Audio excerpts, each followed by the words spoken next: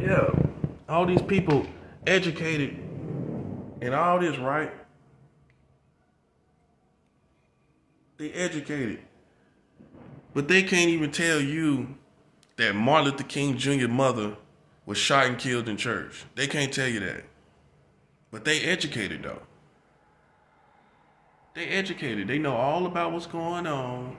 They know all the things that society holds, all these scientists, all these people, right? But they can't tell you that the American government settled out of court with Martin Luther King Jr.'s family in 1999. This is important information. This lets you know the nature of your country. This lets you know their intentions. Their intentions is to continue to hide the truth. They haven't told you. They have not told you this. And if you sit up and say and try to negotiate with somebody that has not told you information, and you try to sit up and reason and listening to people in your community that has not told you the same information.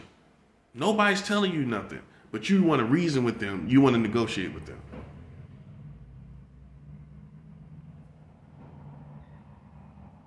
You want to go to the black community and listen to, and you want that to lead you. The culture, the black culture is not leading black people. Okay? It's not. All it's producing is more information, more people crying, coming up, surviving the black perils that go on in the black community. Okay, so what? You survived. We all still here. So what? You went through it. Everybody's still going through it. That don't make you nothing special. We are esteeming these people as stars, and they're going through the very thing that you're going through. How that makes them your leaders? Okay, they got a similar experience, but they not able. All they doing is coming up and then turning around and telling you to do the same thing they came out of. Telling you, and then challenging you because they act like they did more of it than you did. And you know that's impossible because they got into the rap game in the music industry too young. How much dope can you really have sell? How much thugging could you really do when you came into the game 17 years old? So at best, you only had 10 years. While the real gangsters got 10 years, 20 years in the game. And then people come up and act like they super thugs. No, what happens is you have had a certain amount of, you had a similar experiences to the black community. Then you got into the music industry and you got power. When you got that power, and you got the respect of the black community, now you can enforce them against other people, but you haven't really lived that real experience long enough to really have the rank that you have. All you did was got up and influenced the people, and now you can use them against people that challenge you. That's really to me. That's like being like a child being born into a dope family. That's all it is. Okay, you born into it. Okay, you of it. But it's really what you're born into of what you have the power to enforce. It isn't because you put all this work in. You couldn't have. You came into the game as a teenager. How was you a drug kingpin? And you came into the game as a teenager. You know what I'm saying? We got to keep it real, man. You know what I'm saying? That's real. You know what I'm saying? You might have the heart to kill. You might have a heart to do this and do that. But let's keep it a buck. Let's keep it factual. You know what I'm saying? You got your feet wet as far as the game, then you got into the music industry. That's really what it is.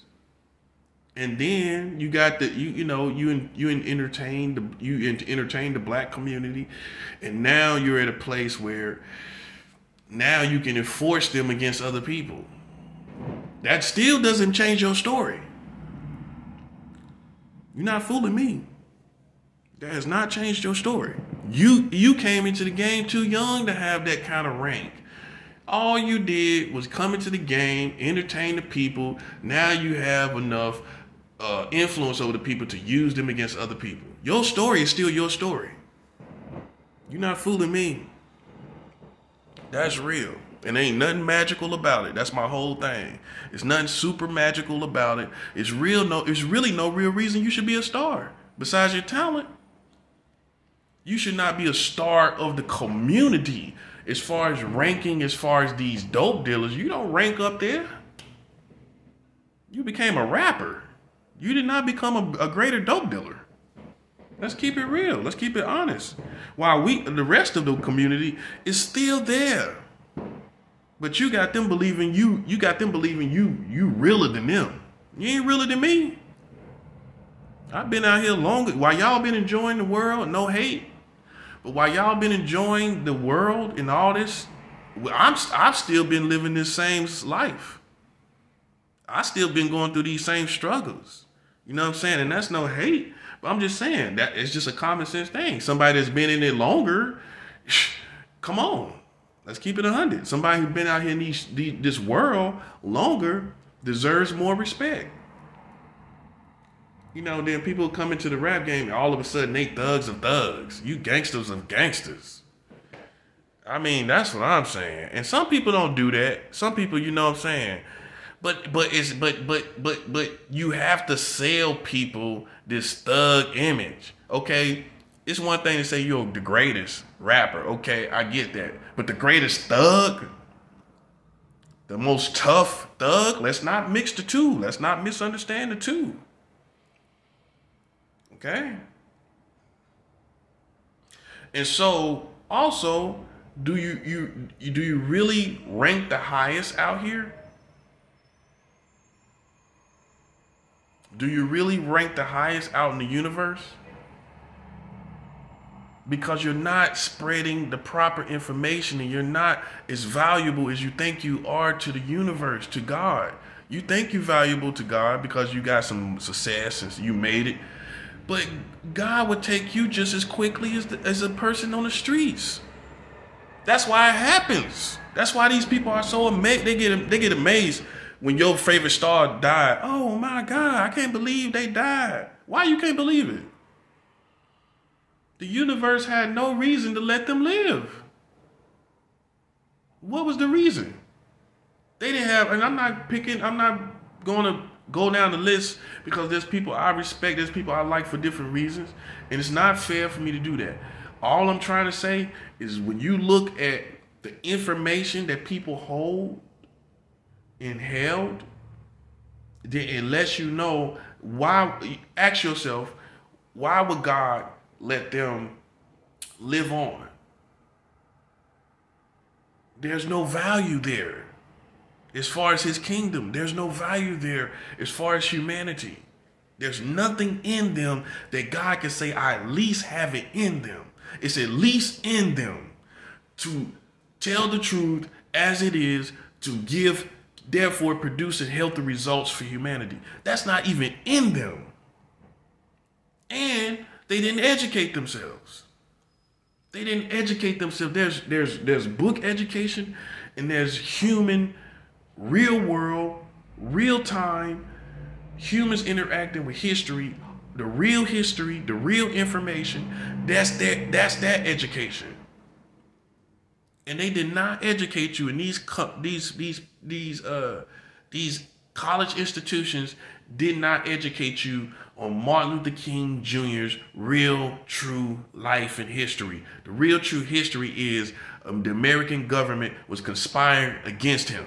Okay, the college institutions all across the country need to update the books. Okay, let's keep it 100. Let's update the books because half truths is all lies. Half truths is whole lies. We know this. So if they telling you all this happened and all this, and they leaving out, they not telling you the full truth, then that is presented in a certain way as a lie because they not telling you what really happened. If they're leaving out stuff that did happen, they not telling you what happened. Yeah, All these people in the college, all these college places, they not telling you, when they do, they got courses all on Martin Luther King Jr., you know that. They got that. But they not telling you, I guarantee you, they did not update what happened in 1999 when the American government settled out of court with Martin Luther King Jr.'s family for only $100. They not even telling you that. And you sit up here and you need to know, people say, well, this old information. Nah. This is information that defines your government. This is information that tells you the nature of your government that is over you. This is why you need to know. This is why. Because this reveals more of what what all these leaders have been talking about. The corruption, the nature of really what this is. You're painting this country like a loving little deer, like Bambi, and it's not Bambi. Your American government is not Bambi. Okay? You're looking at it as, I just love America. You don't even know why you love it anymore. You don't even know why. You tell me really why you love America. Freedoms for who? What freedoms? Not freedom for non-white people. You can have all the money in the world, get stopped and frisked by police, and now you on the news. So no matter how much money you get, people get pulled over all the time. These people at least got cars. Yeah, they got a little freedom, got some cars on the road, but yet they died. Thinking they had some freedom to drive around and ride around. So freedom for who? People say, well, we got so much freedoms in this country. Freedom for who? Tell me who the freedom is for.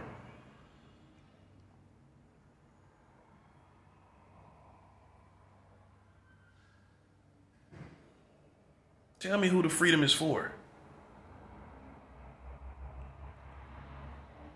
Tell me who the freedom is for.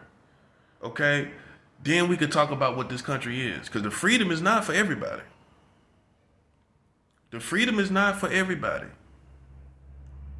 And going into the future, you think, you're fooled by the American culture. That's what the problem is.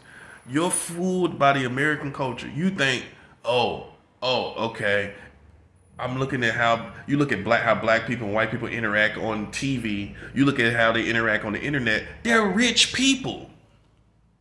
You don't know the difference between a rich Negro and a poor Negro yet? You don't know the difference yet? They don't come back to help you. They don't live the same experiences you do no more. And a lot of times they forget you and they do the same thing that the white man do. They fleece you. Take your money. You're going to their shows. You're going to their concerts. You're going to watch their movies that they put out and all this, that, and the third. They conform to the format of the white man. They lord over you. And then they also tell you things that are destructive. They do things that are destructive to you. They're giving you all this bad information. Do this, do that, do this, do that. All things that are destroying your nature. That's conforming to the format of the racist white people.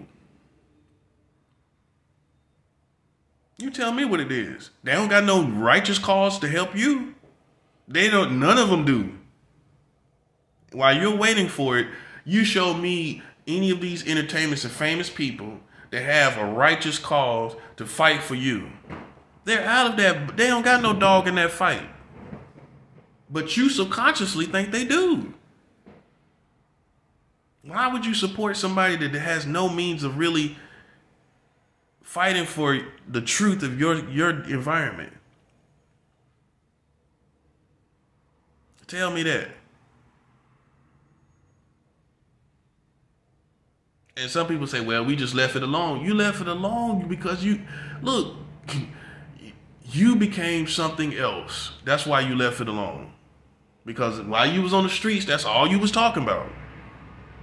Half of these rappers, half of these entertainers, all comedians, singers, and all of them, all they was talking about when they first came out, yeah, man, we need to stick together, man. We need to do something about this and that. Man, you see how it is and all this and that.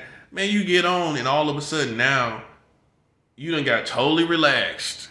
You done totally changed. And you may have seen some white people that you love. You may have, but that does not change the system that we live in. Understand the difference. No matter how many white faces treat you right, no matter how many white people treat you right, what can you do with that when you're in a car and the police is behind you, ready to kill you? What can you do with all the white people that done treated you right? You can't, that doesn't go, it's out the door. You're in the trap.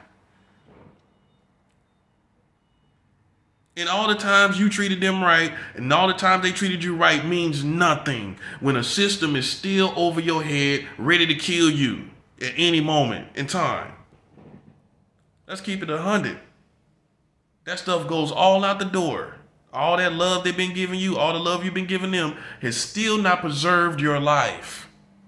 It still has not preserved the lives of Americans. That's what I'm saying. With all that unity and all that mixing and all that, great, good, dandy for you. However, it has not still changed the outcomes of people when they go, of non-white people when they go outside and they go throughout the world here in America. It hasn't changed anything for them. That the culture is now a little better. It has not, and that's what I'm trying to get you to see, it has not changed the outcomes of non-white people. So if the outcomes of non-white people has not changed, then what are we doing? What are we fighting for? Tell me what's going on.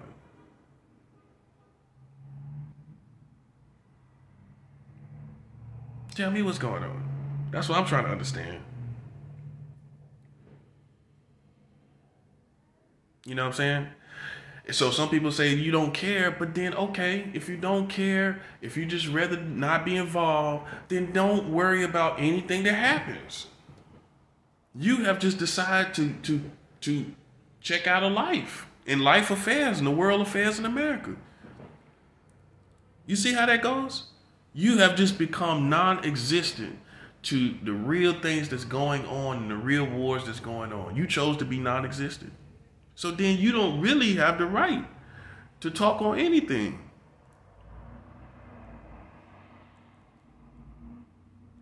And that, unfortunately, is a lot of the American culture.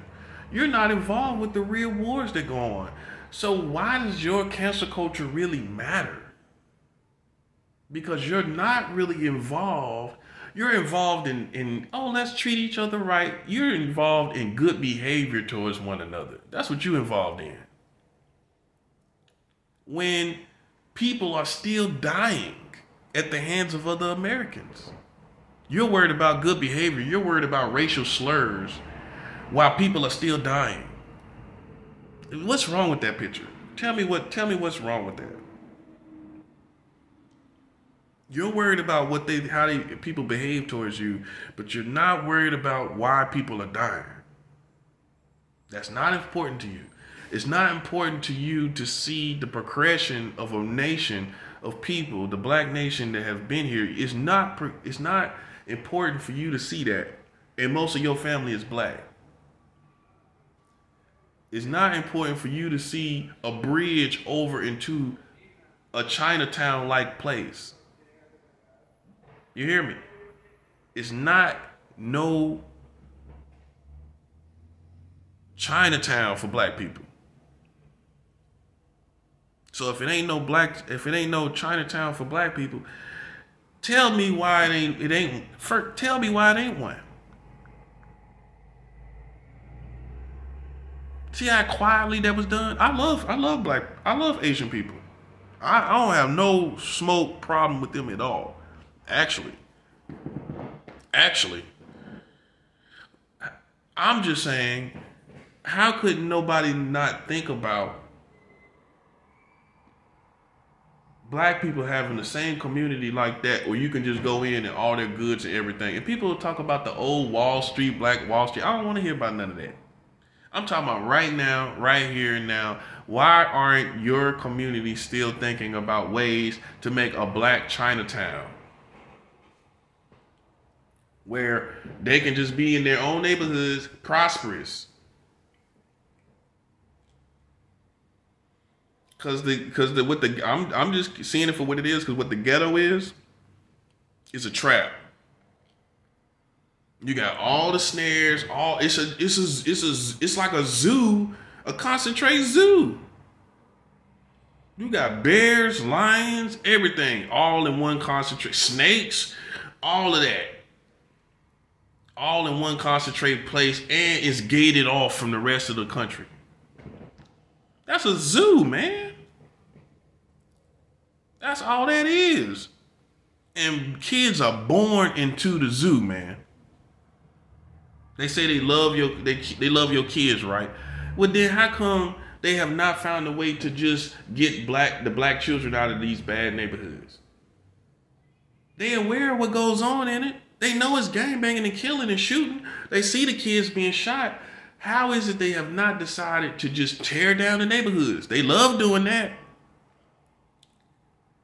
And build another one. How have they not decided to, instead of tearing it down, instead of saying that, because they always doing that. I want to get on that in a minute too.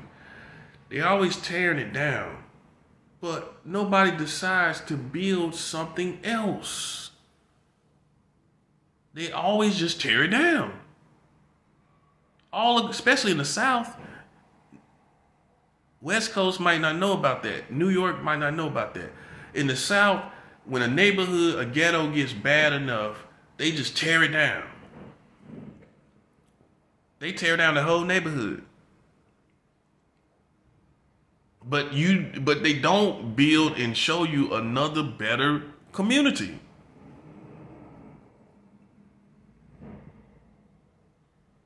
And if they do build another community there, it's going to be for people that can afford it. It's going to be for people that once could afford to stay there cannot afford to stay there anymore. So now you have more misplaced people, which means some of them are going to do whatever they got to do to survive.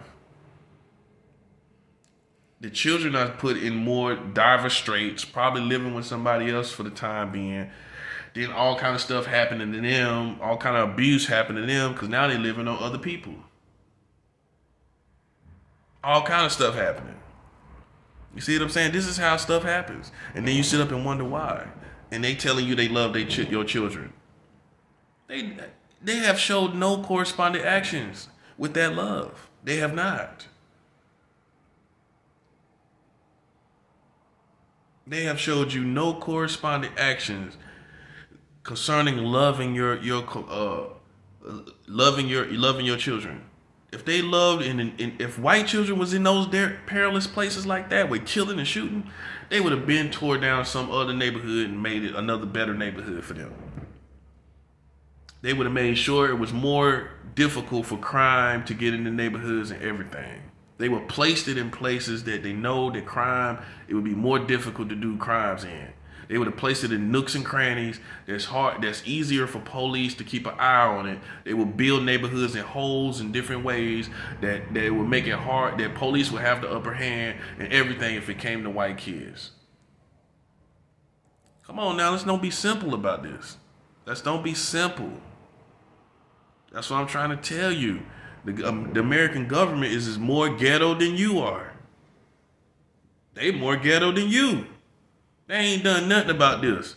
20, 30, 40 years. Just letting it sit. Playing with you. Playing with your emotions.